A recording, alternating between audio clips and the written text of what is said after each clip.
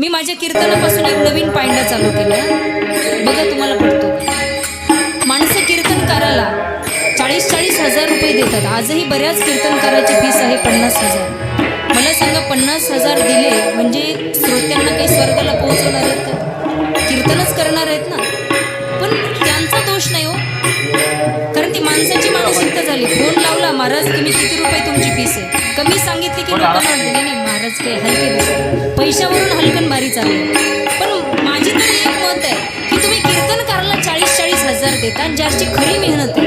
खरी मेहनत वादकाची आणि गायकाची माहिती. थंडीच्या दिवसात घाम फुटतो वादकाला, आपण स्वेटर घालून बसतो, तसं थंडीत त्यांना घाम फुटतो. खरी कसरत आहे. म्हणून नेहमी कीर्तनकाराच्या पाकिटातून 1000-2000 कपात करत जाणं, वादकाला आणि गायकाला.